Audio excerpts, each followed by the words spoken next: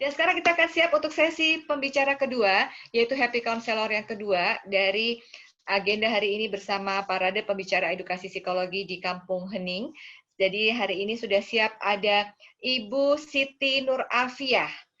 Ibu Siti, boleh saya dibantu posisi di mana Bu Siti? Iya, Bu Siti. Halo Bu Siti. Ya, siap. Baik Bu Siti, bagaimana kabar hari ini Bu Siti? Alhamdulillah. Alhamdulillah ya. Bu Siti di mana nih? Di kota mana? Saya lagi di Jakarta, Mbak. Di Jakarta. Baik ya, dekat dengan Cidahu ya. Ya, baik. Bu Siti ini adalah seorang aktivitas Ibu Suri yang menemani dan mendampingi pekerjaan suami dalam berkarir dan juga mengurus anak ya.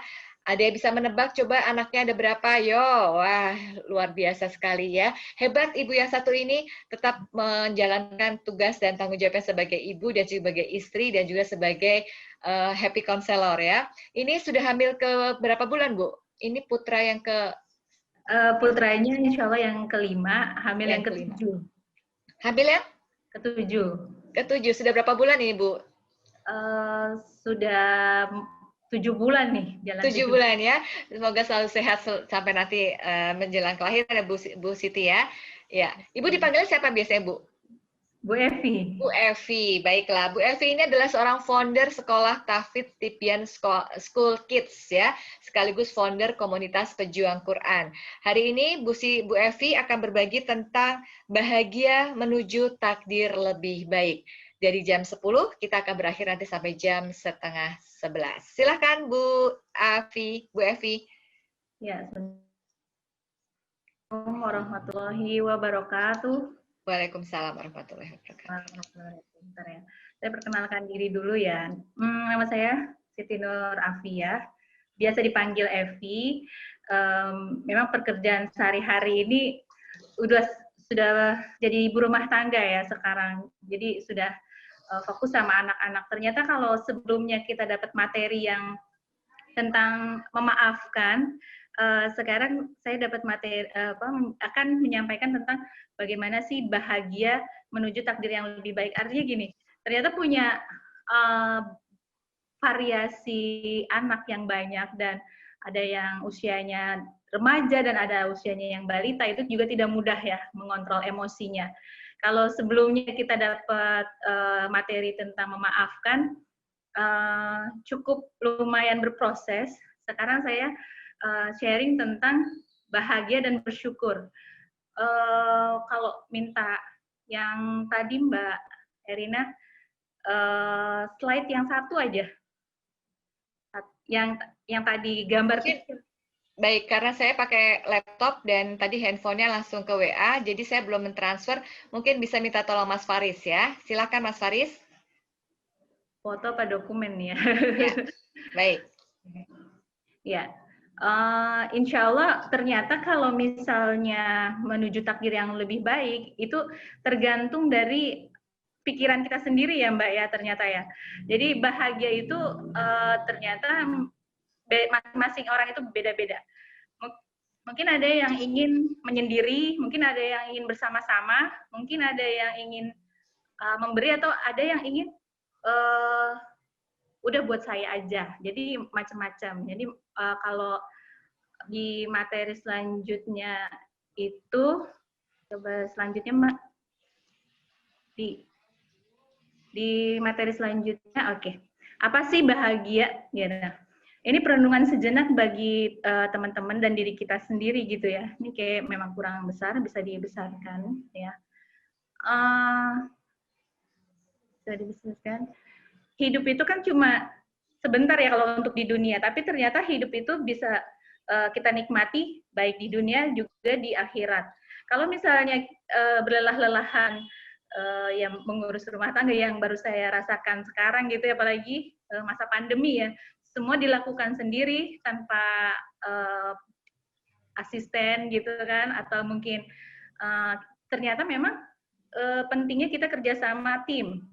Ya, bahagia itu ternyata kalau kita merasa tadi sulit memaafkan, ternyata kita bagaimana mensyukuri kebaikan yang orang lain itu pernah kita lakukan gitu ya, mungkin kalau dari versi saya. Jadi kalau di slide di bawahnya kondisi kecewa, sedih, marah gitu ya, karena kan bahagia itu harusnya kita nggak ngerasain sesaat, cuma saat ini atau di dunia atau sementara saat ini aja, tapi bagaimana kita bisa bahagia abadi ya sampai akhirat. Itu makanya kenapa berumah tangga itu mungkin setengah din, sehingga rasanya tuh luar biasa gitu, banyak apa namanya problematika, mungkin juga pahalanya juga ternyata luar biasa gitu ya. Ketika memang hal itu maklum kita rasakan adanya kecewa, sedih, marah, maka itu harus kita sadari dulu bahwa kita butuh proses healing gitu. Di slide di bawahnya tadi, penerimaan ikhlas itu juga kalau tadi pakai apa teknik-teknik CTC dan selanjutnya, insya Allah itu kan variasi ya. Kalau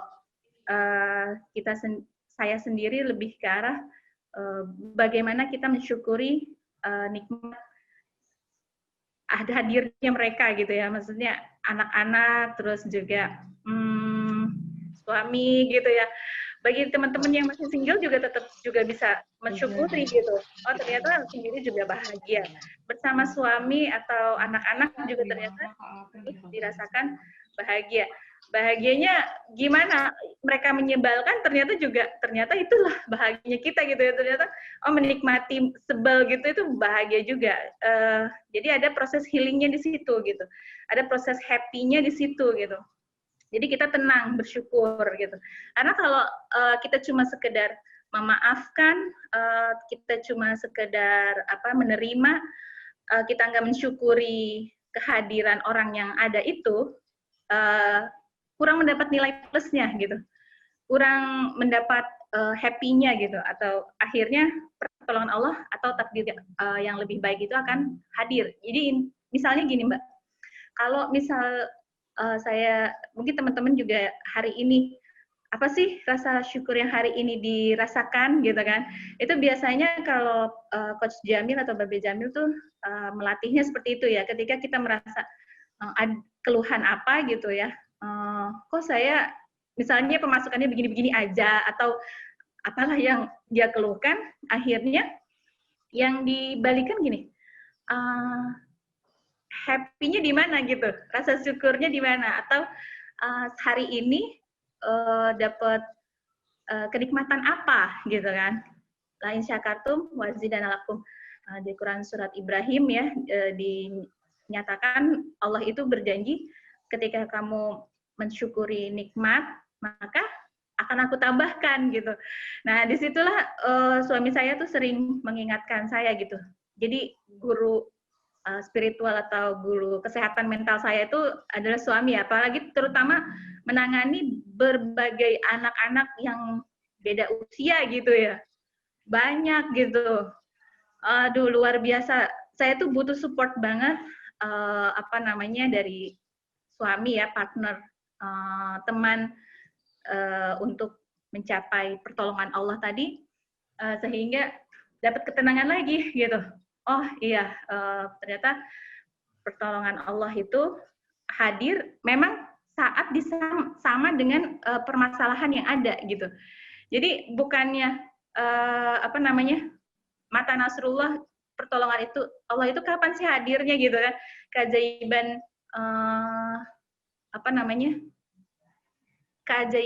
keajaiban pertolongan yang kita harapkan itu hadirnya kapan? Ternyata memang pada saat itu juga gitu. Mungkin karena kita tidak menyadari, mungkin juga karena tertutupinya dosa-dosa gitu ya. Ada kecewa, sedih, marah, terus juga mungkin apalagi biasanya ya, saya sebenarnya ada lagi, mungkin saya share satu lagi ya, yang foto level kemarahan Mbak. Ada nggak ya? Level kemarahan sebentar. Kayaknya waktu itu pernah di-share ya. Tentang ada macam-macam. Udah saya share belum ya, Mbak? Ini nggak dibikin PPT. Oke, di sini level emosi ya. Saya mau share bisa Mbak tentang level emosi. Yang ini udah ini ya, udah kebaca ya. Ada nafsu lawamah, nafsu amarah, nafsu mutmainnah.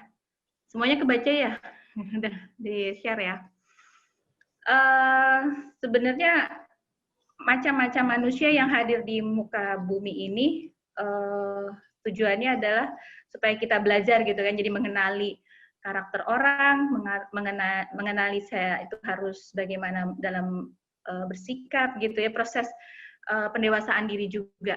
Nah, itulah yang saya rasakan ketika semakin menambah ilmu, ternyata kita juga akan semakin memahami orang. Kadang-kadang pas di proses NLP juga, kita juga bingung ya, bahagia yang kita inginkan seperti apa. Makanya kadang-kadang trainernya itu atau coachnya itu akan mengarahkan apa di ruang kamar, suka sendiri, atau mungkin posisi di gunung atau di pantai, dengan hawa yang seperti apa, sejuk atau panas, atau butuhnya seperti apa gitu ya. Nah, itu akan diarahkan atau benar-benar pahami ini coaching-nya atau kliennya itu tipe yang seperti apa gitu ya. Jadi punya masalah yang seperti apa gitu. Jadi ketika dia bahagia juga tetap harus diarahkan gitu. Dalam arti kadang kita sendiri juga bingung. Bahagia yang seperti apa sih yang paling sangat kita rasakan gitu, nikmati gitu. Ternyata kalau misalnya kita masih punya rasa kecewa, sedih, atau tadi yang ditanyakan ya ada beberapa, dia sudah nyakitin saya terus-menerus, kalau misalnya memaafkannya tuh bagaimana lagi kalau ketemu orang itu juga inginnya menghindar gitu ya. Nah, mungkin ada prosesnya kan, di sini di zona ikhlas itu ada kita juga semangat belajar menerima dia gitu, bagaimana dia berdamai. Di poin selanjutnya di pencerahan itu, rasa syukurnya kita itu ternyata kita bertemu dengan orang seperti ini. Kalau di janjinya Allah juga, kita akan diampuni dosa-dosa gitu ya. Ketika kita tergores luka atau kita tersakiti, itu dijamin terampuninya dosa-dosa. Jadi kita tetap happy gitu. Kadang itu yang tidak terpikirkan oleh kita gitu. Ketika kita disakiti sama orang, Allah akan memberi ganti yang lebih baik lagi gitu. Jadi disitulah happy-nya, dan disitulah takdir lebih baiknya akan hadir gitu. Takdir lebih baiknya seperti apa ya? Mungkin tadinya kita cemberut, orang lain mau kasih rezeki atau malaikat mau kasih rezeki, bingung gitu ya. Aduh, ini orang kayaknya nggak bisa diajak ngomong nih, nggak bisa dideketin gitu. Tapi ketika kita happy, ketika kita merasa bersyukur tadi, akhirnya rezeki akan hadir gitu. Nah, mungkin itu yang poin pertama ya. Misalnya lanjut ketika, udah ya, saya stop dulu share-nya. Stop share dulu. Kita balik lagi. Mungkin teman-teman pasti merasakan hal yang seperti itu ya, karena biasa itu adalah kehidupan sehari-hari, punya masalah biasanya muter-muter masalahnya itu-itu aja gitu. Jadi kalau ketika pertanyaan yang ini, sebenarnya yang lain juga punya pertanyaan yang sama gitu. Kalau misalnya kita boleh berbagi, sharing, menurut teman-teman, bahagia menurut versi teman-teman itu seperti apa sih? Boleh di-sharing nggak? Ditulis. Silakan. Teman-teman langsung bisa mengisi di chat box-nya. Menurut teman-teman bahagia itu seperti apa sih gitu ya? Mungkin setiap orang beda-beda ya. Bahagia pagi ini karena sudah dibuatin teh sama suami gitu ya, atau mungkin dipijitin sama si adek gitu kan. Oke, silakan. Saya hitung ya. 1, 2, 3. Langsung ya. Baik. Ini bahagia itu alhamdulillah bisa bangun pagi. Ada lagi, bahagia itu bisa membuat orang lain tersenyum dan tertawa. Bahagia itu bisa diberikan nikmat dalam beribadah. Bahagia itu bisa melihat orang lain senang atas bantuan kita. Bahagia itu tenang tanpa ada tekanan. Kemudian bahagia hidup itu tanpa merasa terbebani. Bahagia itu saat kita bisa memberikan manfaat. Wah, luar biasa teman-teman. Langsung pas Ya, terima respon ya. kasih. Keren-keren ini peserta kali ini. Kayak cocok banget ini. Mungkin ada yang sudah punya niat untuk menjadi happy counselor, langsung aja diwujudkan gitu besok ya. Silakan untuk Mbak Evi. Iya, terima kasih responnya, karena memang bahagia itu beda-beda ya masing-masing orang. Yang penting kita bisa tetap happy. Akhirnya ketika ada masalah, kita juga merasa itu juga suatu kenikmatan tersendiri gitu. Mungkin yang kita pikirkan ketika kita sudah ada di level emosi yang di bawah tadi gitu ya. Kenapa sih masih sedih, kesel? Karena itu akan menguras energi dan akhirnya energi kita habis gitu. Makanya kenapa teman-teman mungkin bisa join nanti di kelas Happy Counselor di batch selanjutnya gitu ya. Itu benar-benar kita merasakan apa ya, kenikmatan tersendiri ketika kita merasa bahagia dan tidak apa ya, ketika kita kesel gitu ya, biasanya memang itu sangat menyakiti badan gitu, karena dampaknya nanti kan secara tidak sadar, kalau Mbak Niken bilang ke lehernya jadi kaku gitu, atau badannya sakit, pikirannya ya pusing-pusing segala macam. Tapi ketika tidak bisa diatasi dengan apa teknik-teknik yang rileks gitu, ya mungkin bisa dinikmati dengan bersyukur gitu ya. Maksudnya, aduh alhamdulillah nih Allah mau kasih rezeki apa lagi nih gitu. Itu juga bisa diucapkan. Maksudnya kenikmatan apa lagi nih yang akan Allah berikan. Mungkin kalau saya pribadi, anak yang kecil-kecil gitu ya, balita gitu, yang dewasa juga mungkin sudah punya dunia sendiri gitu. Yang kita ucapkan adalah kenikmatan yang Allah berikan tuh seperti apa lagi nih. Mungkin anak-anak nakalnya hanya saat ini gitu, tapi insya Allah ke depan mereka akan menyenangkan gitu. Atau bisa juga dengan cara membuat mereka happy juga ya, karena suami juga pintar mancing ini ya, kayak misalnya menikmati aja gitu, maksudnya dalam arti nggak usah terlalu dibawa emosi. Biasanya kalau emak-emak baru punya anak satu aja tuh udah repot, serasa punya anak 10 kali ya mungkin ya. Itu karena memang belum terbiasa gitu ya, maksudnya mengontrol emosinya tuh masih butuh support gitu ya, baik dari contoh teladan sering baca buku atau mungkin dukungan suami juga itu sangat membantu ya, terutama buat menstabilkan emosi istri atau ibu gitu. Maksudnya jadinya kita jadi merasa nyaman gitu.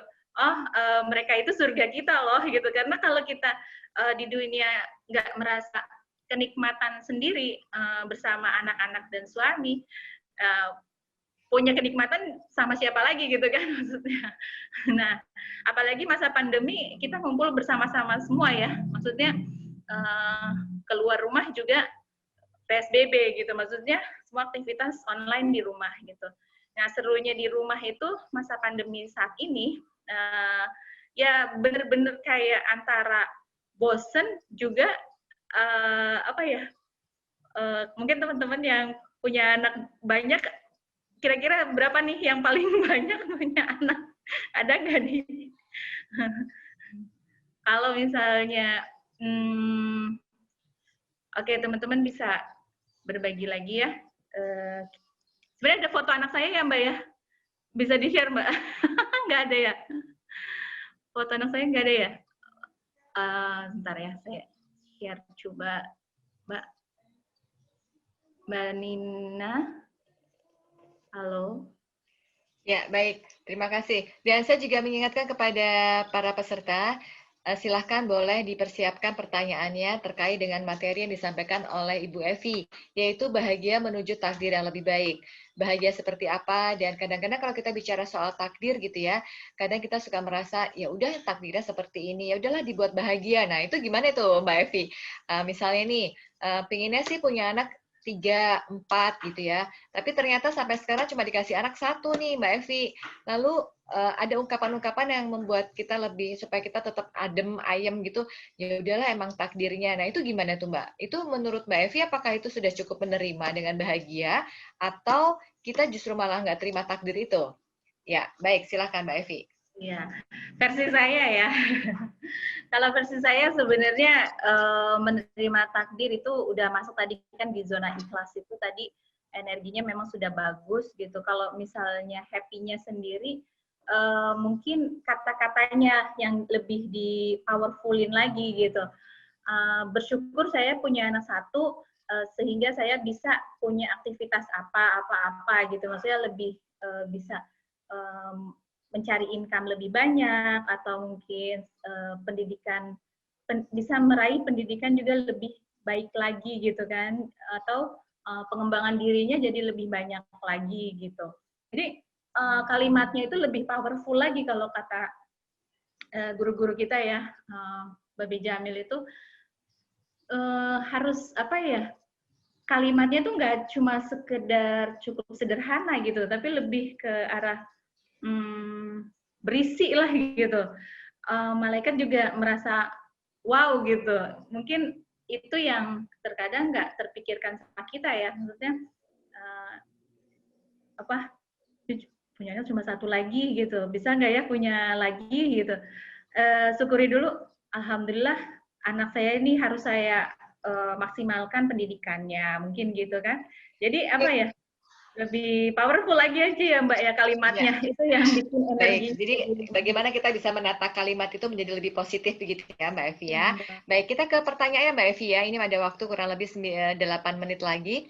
Dari Ibu Nur Haisana, bagaimana cara membangun rasa bersyukur bila yang dialami tidak menyenangkan? Karena bila tanpa pendampingan dan lain-lain, apa bisa dilakukan dengan mudah?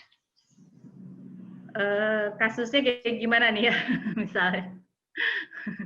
Ya, mungkin Ibu ini bagaimana cara membangun rasa bersyukur aja sih Mbak. Kadang-kadang kita kan bingung nih dengan mengucapkan rasa syukur, tapi kondisinya itu Lagi sebenarnya nggak mana menyenangkan gitu loh. betul. Jauh dari ekspektasi kita. Ya, syukurnya cuma di mulut kali ya, tapi nggak sampai di hati. Gimana itu Mbak? Ya benar juga Mbak. Jadi syukur itu pertama memang diucapkan kan. Ketika keimanan itu kan pertama diucapkan gitu, diyakini dalam hati, terus dilakukan. Artinya gini, bahagia itu kalau kita menunduk mungkin nggak kita bahagia mungkin, tapi kalau kita begini nggak mungkin kita sedih gitu kan. Maksudnya kalau happy-nya itu lebih diperagakan gitu. Yes, yes, yes. Berarti ya mau ada takdir apa lagi nih yang lebih baik gitu. Jadi ekspresinya tuh dimainkan gitu.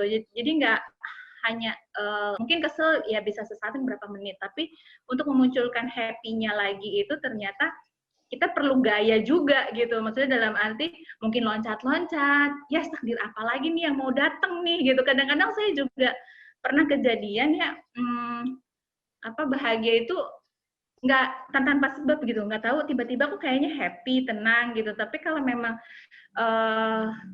jadi kalau tiba-tiba memang saat itu lagi kesel, dijeda dulu gitu, dijeda dulu, keluar dulu dari lingkungan itu, vibrasi itu dikeluar dulu, mungkin entah ke belakang, ke dapur atau ke depan gitu ya, cari udara segar gitu.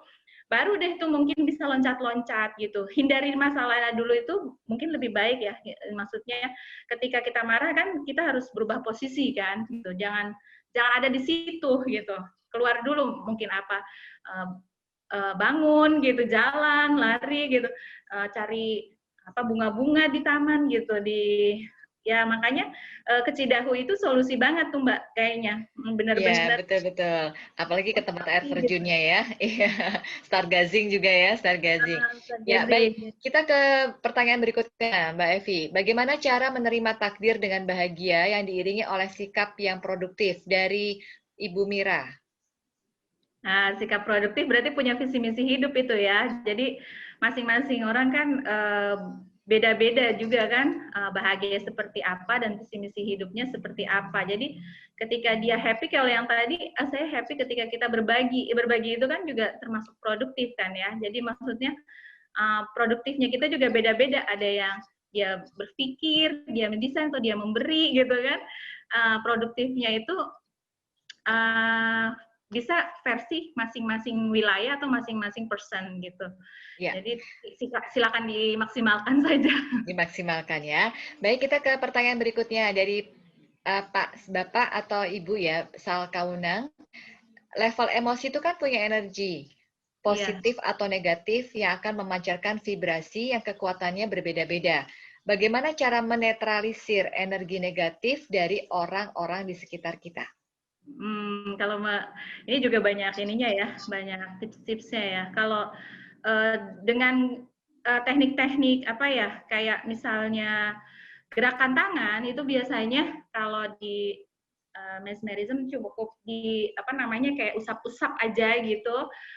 Kayak kalau sekarang itu pakai desinfektan gitu ya, bersih-bersih gitu. Alhamdulillah gitu, mungkin istilahnya semoga saya dijauhkan dari hal-hal yang buruk gitu, atau dengan ucapan juga tadi ya, nauzubillah min dzalik gitu. Jadi macam-macam versi juga sih. Yang penting kita merasa diri kita aman gitu, dan kita merasa orang lain juga baik-baik saja gitu. Jadi hal itu cuman istilahnya kayak godaan setan aja lah gitu ya. Jadi dinetralisir dengan hal-hal seperti itu. Jadi pikiran juga, gerakan juga, dan ucapan juga gitu. Jadi insya Allah mudah-mudahan ya ada efek ya. Ya, baik. Kita ke WA selanjutnya, WA lagi, chat box selanjutnya ya. Bagaimana dari Ibu Susilawati Uci, bagaimana caranya menghilangkan rasa suka terhadap orang lain? Saya bahagia sama orang lain itu daripada sama suami sendiri. Bagaimana cara menghilangkan rasa suka terhadap orang tersebut? Waduh, ya berarti disebutkan kebaikan-kebaikan suami ini. Coba jadi dia bukan ngebandingin ya. Kalau ngebandingin itu ya namanya suami ya pasti kan disadari dia sumbernya neraka dan surga kita ya. Ketika kita benci sama suami itu apakah diridhoi sama Allah gitu. Tapi ketika kita mensyukuri punya suami seperti ini, insya Allah Allah akan memberikan perilaku yang lebih baik lagi sama suami kita gitu. Karena pernah dirasakan sama saya ya, ketika kita mendoakan suami, mau suaminya biar suami itu bisa apa gitu ya, melakukan apa, langsung detail ucapin aja gitu, minta sama Allah. Akhirnya suami kita juga seperti itu gitu, sekejap, nggak ada jeda waktu hari gitu, langsung gitu loh Mbak. Itu jadi prasangka baik Allah, prasangka baik kita terhadap pasangan kita juga menjadi kunci apa yang akan terjadi begitu ya Mbak Evi. Ya, iya, seperti ya. itu. Baik, kita ke pertanyaan selanjutnya dari Mbak Mbak Ainun Mardiah. Kalau kita bahagia, tapi kita merasa sakit juga, gimana tuh? Jadi gimana tuh ya? Misalnya nih hari ini bahagia banget bisa dapat kelas hadir di sini gitu ya. Tapi sebenarnya kita ngerasa sakit hati karena ngerasa jadi nggak bisa pergi deh sama suamiku, jadi nggak bisa. Nah itu gimana tuh? Atau mungkin ada contoh yang lain? Ya itu berarti kan ada resikonya ya. Berarti prioritasnya maunya apa gitu kan? Kalau misalnya berarti harus menentukan prioritas lah gitu. Segala sesuatu pasti ada resiko gitu loh. Jadi tentukan saja sendiri ya kan? Karena tinggal dinikmatin aja sih Mbak masing-masing ya. Kalau kita belajar di sini dengan resiko nggak main sama suami, tapi kan dapat ilmu gitu ya.